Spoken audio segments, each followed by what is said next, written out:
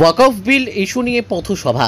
ISF এর পক্ষ থেকে 26,000 শিক্ষক ও শিক্ষাকর্মীর চাকরির বাতিল, ওয়াকফ আইনের বিরুদ্ধে এবং কাশ্মীরে আতঙ্কবাদী হামলায় নিরীহ নিরপরাধ পর্যটকের প্রাণ যাওয়ার প্রতিবাদে এক প্রতিবাদ সভা করা হয় সাকরাইলের সারেঙ্গা পোল বাজারের কাছে।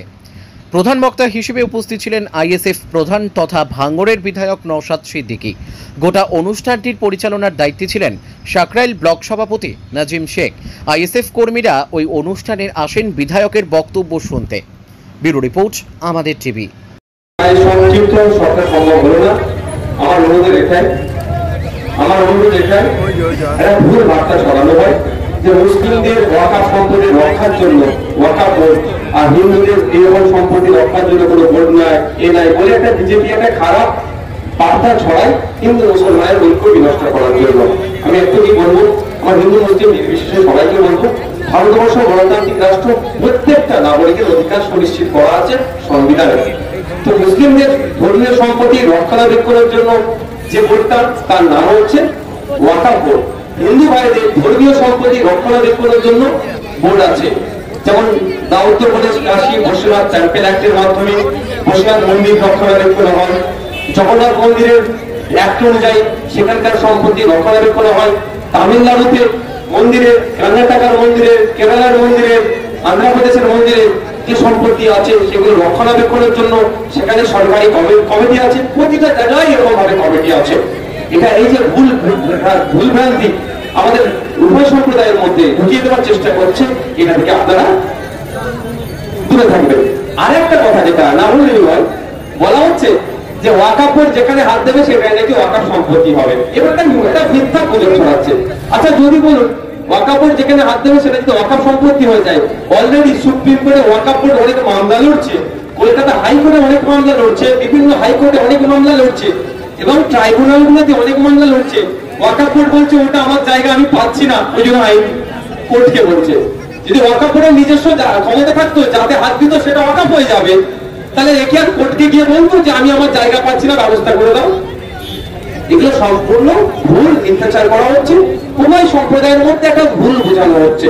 আমি অনুরোধ করবো এটা জমির নজর পড়েছে, ভ্যালুয়েবল প্রপার্টি, প্রাইম প্রপার্টি ওয়াকফের আছে, সেগুলো এখন নিতে হবে। নিয়ে কাকে দেবে? পুঁজিপতিদেরকে দেবে। তারা আমোদ প্রমোদের জন্য রিসর্ট বানাবে। তারা আগামী দিনে লক্ষ্য কি আছে দেখবেন, গুরুদুয়ারার যে সম্পত্তি, ভালো ভালো সম্পত্তি গুলো আছে সেগুলো কেড়ে নিতে পারে। পার্সিদেশ ভালো ভালো সম্পত্তি কেড়ে নিতে পারে, দেবত্ব সম্পত্তি এরা কেড়ে নিতে পারে। অলরেডি খাচ্ছে আমাদের রাজ্যে। তৃণমূলের আমলে দেবত্ব সম্পত্তি বিক্রি করে খেয়ে নিচ্ছে তৃণমূলের নেতারা, তো এই সরকারের আমলে ওয়াকফ সম্পত্তি বিক্রি করে খেয়ে নিচ্ছে তৃণমূলের নেতারা। আপনাদের বলবো এই ওয়াকফ নিয়ে বিভ্রান্ত তৈরি করবেন না। আর ওয়াকফ নিয়ে যেখানে যে আন্দোলন ডাকছে আমি যেতে কোনো জায়গায় বারণ করবো না, অন্য জায়গায় কোন রকম প্ররোচনায় পা দেবেন না। আইনি লড়াই সুপ্রিম কোর্টে আমরা লড়ছি, আমাদের মতো অনেকে লড়ছে, আগামীতে লড়বেন। আইনি লড়াই চলবে, মাঠে ময়দানে প্রতিবাদ করতে হবে, কিন্তু মাথায় রাখবেন প্রতিবাদটা অন্য কোনো ধর্মের মানুষের বিরুদ্ধে নয়, হিন্দুর বিরুদ্ধে আমাদের প্রতিবাদ নয়, খ্রিস্টানের বিরুদ্ধে আমাদের প্রতিবাদ নয়, নাগরিকের বিরুদ্ধে আমাদের প্রতিবাদ নয়। আমাদের প্রতিবাদটা কার? বিজেপির বিরুদ্ধে, বিজেপির নিয়ে আসা এই আইনের বিরুদ্ধে। সুতরাং প্রতিবাদে ঢুকে হিংসা ছড়ানোর যদি কেউ চেষ্টা করে, আপনারা সেটা হতে দেবেন না, এটা মাথায় রাখবেন। আমাদের নাগরিক, আমাদের দেশের নাগরিক, সহনাগরিকদের উপরে যেভাবে আক্রমণ চালানো, এটা কোনোভাবেই মেনে নেওয়া যায় না। ওই বিষয়ে আমি কোটি কয়েক কথা বলবো, কিন্তু দুর্ভাগ্য আমাদের এটাই, দেখছি গত রাত থেকেই সোশ্যাল মিডিয়ায় সাম্প্রদায়িক উন্মাদনা ছড়ানো হচ্ছে। খুব কম মানুষকেই বলতে শুনলাম বা বলতে দেখলাম, যারা ওই ন্যাক্কারজনক ঘটনা ঘটিয়েছে, যারা সমাজ বিরোধী, যারা মানবতা বিরোধী, যারা কাশ্মীরের মানুষের শত্রু, যারা দেশের মানুষের শত্রু, যারা ধর্ম নির্বিশেষে প্রত্যেকটা নাগরিকের যারা শত্রু, তাদের একটা ছাড় পায়, এইরকম বললো মানুষ খুব কম দেখতে পেলাম। কিন্তু দেখছি কে হিন্দু হয়ে সওয়াল করছে, কেউ মুসলমান হয়ে সওয়াল করছে, কেউ সাফাই গাইছে, কিন্তু ইন্ডিয়ান সেকুলার ফ্রন্ট তার তুই ভাষায় বলছে যে এই সমস্ত নরখাদকগুলো একটা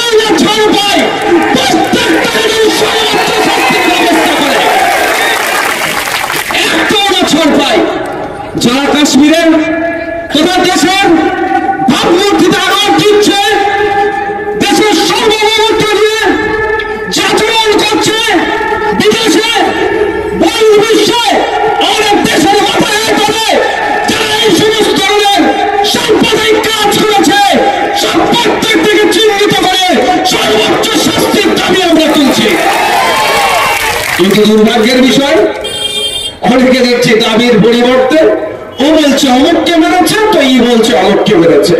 আমাদের দুর্ভাগ্য এটাই, এটা তো চাইছে একটা শ্রেণীর রাজনৈতিক কারবারিরা। আপনারা সাবজেক্ট ছেড়ে অবজেক্টের দিকে চলে যান। সাবজেক্ট হচ্ছে এটাই, যেখানে কাশ্মীরের মতো জায়গাতে বিভিন্ন ধরনের এজেন্সি আছে, কাশ্মীরে কোনো নাশকতা হতে পারে না। তথ্য বছর পর্যন্ত বিভিন্ন দপ্তরের, বিভিন্ন লেয়ারের, বিভিন্ন বিভাগের সংস্থা দিয়ে কাশ্মীরকে প্রোটেক্ট করা হচ্ছে।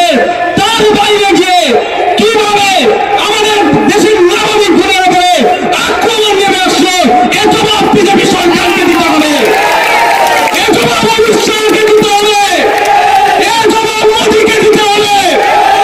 এই প্রশ্ন তোলা বাদ দিয়ে কে বলছে নাকি কার প্যান্ট খুলে চেক করেছে, এগুলো হচ্ছে অসভ্যতা বলা, এক নম্বর। দ্বিতীয় কথা হচ্ছে, আমরা অনেকে জানি কাশ্মীরে বিভিন্ন সময়ে বিভিন্ন নাশকতা হয়েছিল, কিন্তু আমার কাছে এই ধরনের কোনো প্রমাণ নাই, থাকলে বলবেন। এই ধরনের মাস কিলিং করেছে যারা ওখানে ভিজিটর গিয়েছিলেন, যারা পর্যটক গিয়েছিলেন, তাদের সাথে এই ধরনের অত্যাচার হয়েছে ইতিপূর্বে আমার মনে হয় কারো জানা নাই। হঠাৎ কেন পর্যটকদেরকে টার্গেট করলো, এখানে রহস্য লুকিয়ে আছে। আমি গুটি কয়েক কথা বলবো এই বিষয়ে, তারপরে আমি আমার বিষয়ে ফিরে আসবো। ব্যাপারটা হচ্ছে ও তো চাইছে ধর্মীয় বিভাজন করে ক্ষমতা টিকে থাকে। যে প্রতিশ্রুতিগুলো দিয়ে কেন্দ্র সরকার ক্ষমতা এসেছিলেন, 2 কোটি চাকরির কথা, বেকারত্ব কমাবে, ব্যর্থ হয়েছে। ডলার আর টাকার দাম সেম হয়ে যাবে, কিন্তু দেখুন স্বাধীনতার পর থেকে রেকর্ড টাকার দাম পড়ে গিয়েছে, বেশি টাকা দিয়ে ডলার কিনতে হচ্ছে। সোনার দাম এখন কোথায়, দেশের অর্থনীতির কোন জায়গায় আছে সেটা জানার জন্য সর্বপ্রথম আমরা নজর রাখি কোথায়, সোনার ভ্যালু কেমন। সোনার ভ্যালু বেড়ে যাচ্ছে, মানে দেশের অর্থনীতি দুরবস্থার দিকে যাচ্ছে। এইগুলো থেকে পরিত্রাণ পাওয়ার জন্য ধর্ম খেলা ছিল, ওদের কি আছে, অন্য কোনো জায়গা নেই। একবারের জন্য বলছে না, যে সমস্ত জঙ্গিরা আক্রমণ করেছে একটাও ছাড় পাবে না, এবং এর পেছনে যারা আছে তারাও, তাদেরকে খুঁজে বার করে আমরা সর্বোচ্চ শাস্তি দেবো, এই দাবি তুলছে না, ওই ধর্মের জিগির তুলছে। চেষ্টা করবে বিজেপি, আর তার দোসর যারা আছে তারা চেষ্টা করবে। আমাদের হচ্ছে কথা, বক্তব্য একটাই, কাশ্মীরে যেভাবে সন্ত্রাস সংগঠিত হয়েছে এর দায়ভার কেন্দ্র সরকারকে নিতে হবে, স্বরাষ্ট্র দপ্তরকে নিতে হবে, এবং কারা এর সাথে যুক্ত সর্বোচ্চ শাস্তির ব্যবস্থা করতে হবে। গতকাল পশ্চিমবঙ্গের রাজ্যপাল যারা দাঙ্গাতে ক্ষতিগ্রস্ত হয়েছিল তাদের কাছে দেখা করতে গিয়েছিলেন। তিনি কিছু সম্প্রদায়ের লোকের সঙ্গে দেখা করেছিলেন, বাদ বাকি কিছু সম্প্রদায়ের লোকের সঙ্গে যায়নি। এমনকি ন্যাশনাল চ্যানেলও তাদের কাছে যায়নি। আমি বলছি, রাজ্যপাল আমাদের একটা সাংবিধানিক প্রধান রাজ্যপালকে আমরা আপাতমস্তক নিরপেক্ষতার সাথে আমরা দেখি, কিন্তু দুর্ভাগ্যের বিষয় এই মুর্শিদাবাদের ইনসিডেন্টের পরে, মুর্শিদাবাদের কয়েকটি জায়গায় যে ইনসিডেন্ট ঘটেছিল, রাজ্যপাল মহোদয় তিনি যাবার মন স্থির করেছিলেন এবং গিয়েছিলেন, আমি মনে করি যাওয়া দরকার। কিন্তু দুর্ভাগ্য আমাদের, তিনি সেখানে গিয়ে যে আচরণটা হলো তার পক্ষ থেকে একটা রাজনৈতিক দলের নেতাদের মতো হয়ে গেল। তেনার তো প্রত্যেকটা জায়গায় যাওয়া দরকার, যারা ইফেক্টেড, যারা ক্ষতিগ্রস্ত, প্রত্যেকের কাছে গিয়ে তাদের কথা শুনে যথাযথভাবে তাদের কিভাবে রিলিভ করা যায় তার ব্যবস্থা করা। কিন্তু আমাদের দুর্ভাগ্য, আমাদের রাজ্যের যিনি রাজ্যপাল বর্তমানে আছেন, তার আচরণটা বা তার ভিজিটটা পলিটিক্যাল ভিজিটের মতো হলো। 26 ব্রিগেডে পারমিশন দেওয়া হলো না, এই বিষয়ে কি বলবেন? তোমরা কোনো মামলা চলছে, আগামীকাল বেলা 1:30টায় আছে। আশা করছি আমরা আইনের মাধ্যমে ন্যায়কে প্রতিষ্ঠান লড়াই পারমিশন পাবো। তবে একটা কথা বলছি, কেন করে যেতে হবে না, রাজনৈতিক দলের প্রোগ্রাম হচ্ছে, ভিন্ন ধর্মীয় প্রোগ্রাম হচ্ছে, সেখানে অসুবিধা নয়। এই প্রোগ্রামগুলি করে যেতে হচ্ছে কেন? কারা মধ্যখান থেকে ফুসলাচ্ছে, কারা এটাকে ভিতর থেকে আটকানোর চেষ্টা করছে, খুঁজে বার করতে হবে। সাপে কামড়াচ্ছে, ওজা হয়ে ঝাড়ছে, ঠিক যেভাবে বলছে দিল্লি গিয়ে আন্দোলন করো, বলছে অকাপের বিরুদ্ধে আছি, দিল্লি গিয়ে আন্দোলন করো, যেভাবে হচ্ছে ঠিক এখানে দেখুন কেউ কল কাঠি নেড়েছে যে ওখানে আর পারমিশন না পায়। যেমন মুর্শিদাবাদ দাঙ্গা নিয়ে ন্যাশনাল চ্যানেলগুলো বিভ্রান্তি ছড়িয়েছিল, তেমন এই কাশ্মীরে যে জঙ্গি হামলায় ইনজুরেড হয়েছে সেটা নিয়েও ন্যাশনাল চ্যানেলগুলো বিশেষ করে হলুদ মিডিয়া বলা হয়, গদি মিডিয়া বলা হয়। দেখুন মিডিয়া স্বাধীনতাতে আমাদের দেশের র্যাঙ্ক 159 আউট অফ 175 মানে 180টার মধ্যে 180টি দেশের মধ্যে আমাদের মিডিয়া স্বাধীনতাতে 159, যেমন আমাদের দুর্ভাগ্য ঠিক একইভাবে এশিয়া মহাদেশের মধ্যে ফেক খবর ছড়ানোতে আমরা টপ 3 এর মধ্যে আছি। এটা আমাদের দুর্ভাগ্য। আমরা তথাকথিত বলি গণতন্ত্রের চতুর্থ স্তম্ভ মিডিয়াকে, আজকে দুর্ভাগ্যের বিষয় মিডিয়াও জানো এই প্রোপাগান্ডায় শামিল হচ্ছে। সেই সমস্ত মিডিয়াদেরকে আমরা ধিক্কার জানাই, যারা দেশের সার্বভৌমত্ব, দেশের সম্প্রীতি, দেশের ঐক্য বিনষ্ট হয়ে যাবে তাদের খবর পরিবেশনের মাধ্যমে।